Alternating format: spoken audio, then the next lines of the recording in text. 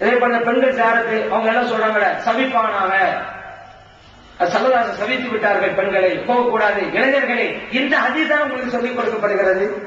அந்த ஹதீஸ் மாற்றப்பட்டு விட்டது, அது உங்களுக்கு சொல்லிக் கொடுக்கப்பட்டதா?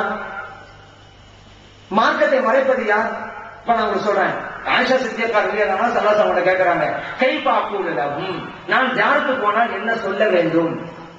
பெண்களுக்கு ஜியாரத்து தடை இருந்திருந்தால் ஆயிஷா சித்தியக்கா ரலியல்லாஹு அன்ஹா அவங்களுக்கு ஸல்லல்லாஹு என்ன சொல்லிருப்பாங்க?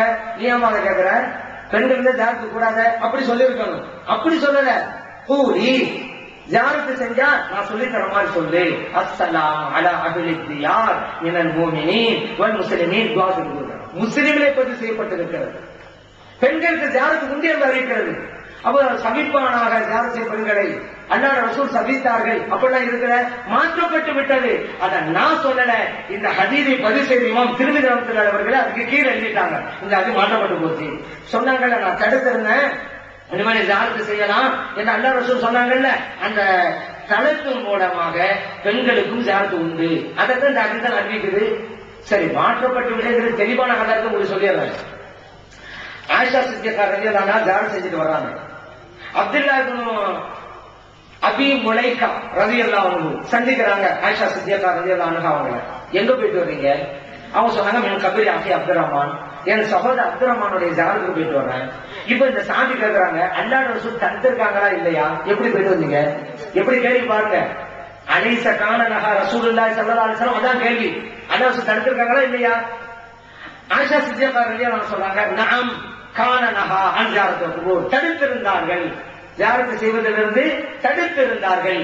சும்மா அமர பி ஜியாரத்திஹா, பின்பு அந்த தடையை அகற்றிவிட்டு ஜியாரத் செய்ய வேண்டும் என்று எங்களுக்கு கட்டளை போட்டார்கள். இந்த ஹதீஸ் ஹாக்கிமிலே இருக்கிறது, பைஹக்கிலே இருக்கிறது. இளைஞர்களே, ஜியாரத் பெண்கள் செய்யக்கூடாது என்ற ஹதீஸ் உங்களுக்கு சொல்லப்பட்டது உண்மை. அந்த தடை நீங்கிவிட்டது என்று ஆயிஷா சித்தியக்கா ரலியல்லாஹு அன்ஹா அவர்கள் அறிவித்த ஹதீஸ் இது நாள் வரைக்கும் உங்களுக்கு சொல்லப்பட்டதா? நீங்க அவங்கள்ட்ட கேட்கணும், இந்த ஹதீஸ் ஏன் இது வரைக்கும் உங்களுக்கு சொல்லல? ரெண்டே சொல்லிட்டு உங்கள்கிட்ட எந்த முடிவு வேணுமா எடுக்க சொல்லிருக்கட்டும், நீங்க எந்த முடிவு வேணுமா எடுங்க, அது வேறு விஷயம். ஆனா இப்படி ஒரு ஹதீஸ் இருக்கிறது உங்களுக்கு சொன்னார்களா? இப்ப நீங்க யோசிச்சு பாருங்க, மார்க்கத்தை மறைப்பது யார்?